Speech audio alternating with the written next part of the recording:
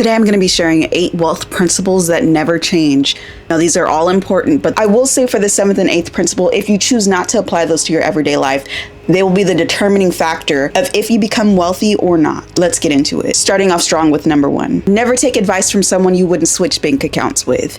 Now, if you're going to become a millionaire, you're going to become wealthy, you're probably not going the traditional route. You may have a dream, you may have an idea that you want to go after, but there may be people in your life that may try to deter you from doing so. But think about it. Would you want the same amount of money that they make every month? Or would you want your bank account to have a few extra zeros? So why would we be taking advice from someone who doesn't do what you want to do and is stuck in that traditional mindset? Number 2. In order for everyone to eat, somebody's got to sell. Now, if you want to be an entrepreneur, you want to be a business owner, you want to do sales or something of that nature, you may think to yourself, no one would buy from me. Like I said, in order for everyone to eat, somebody has to sell. If everyone just said, well, no one would buy from me, what would we do?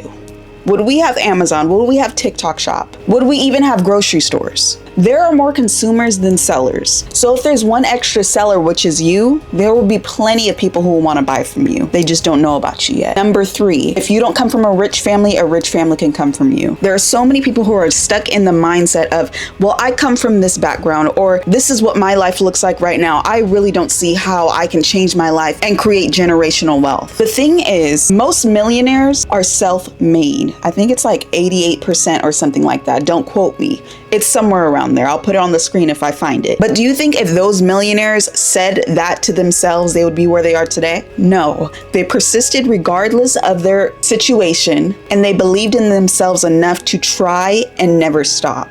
Number 4, double down on what works. Say you're already running a business, you're a business owner and entrepreneur. Whatever you see that takes off for you, do it again.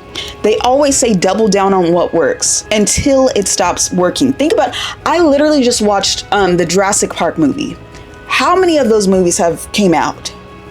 They were coming out since before I was born. Mind you, a Jurassic Park movie came out in 2025, and there was still a cliffhanger for them to create more movies. Do you think they're going to create another one? I bet you they are, because they keep on double downing on what works. Now, I even said to myself, if they come out with another movie, I'm going to go see it. Double down on what works until it stops working. Number 5, the sooner you take action, the sooner you'll learn what you need to fix. A lot of people who have an idea, they want to start entrepreneurship, be a business owner. They plan and plan and plan and plan instead of executing, because they want everything to be perfect. I was there. I literally been there, because I'm kind of a perfectionist. I'm kind of stepping out of it.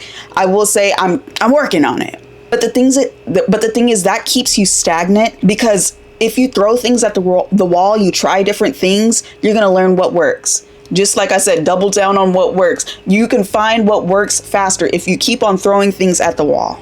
Number 6, if there's a day that you haven't been rejected, you're probably not trying things. And rejection comes in many shapes and forms. But what I always like to say, I've been saying this for years, rejection is redirection. It's going to show you in the way that you should go. So if you're rejected this way, you did not fail, but it's just transitioning you into the other direction that you should be going into. Number 7, this isn't a principle per se, but it's some statistics that will open your eyes. If you see me looking off to the side, I'm looking at my notes. The richest people in the world are 75% entrepreneurs, 15% investors, 7% inheritors of wealth, 3% athletes, entertainers, and artists, and 0% employees. So the thing is, with that statistic, if you want to be wealthy, what that's saying is if you want to be wealthy, you have to step out, go against the grain, and create the wealth. You're not going to get wealthy working for someone else. That's just never going to happen. And that's like the hard truth. And what's even harder is principle 8. Now, this might hurt your feelings, and I really hope it's just an eye-opener and it doesn't hurt your feelings.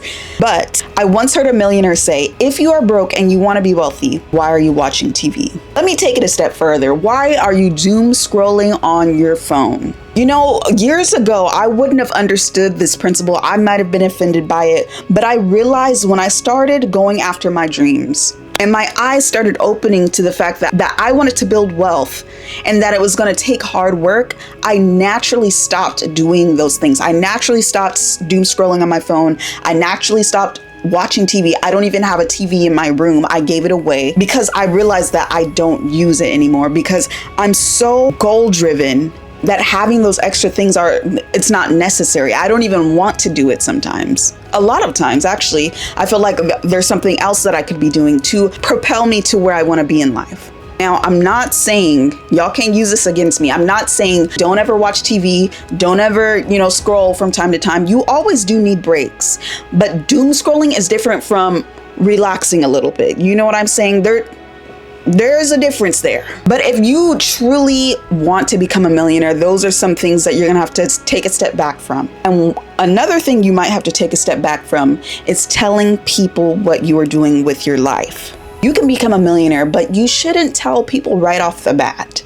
And I made a video about that last week. If you want to become wealthy, that video is something that you truly need to watch because it's the determining factor of whether or not you're going to give up on your dreams. It should pop up on the screen somewhere. Don't forget to subscribe, and I'll see you in the next one.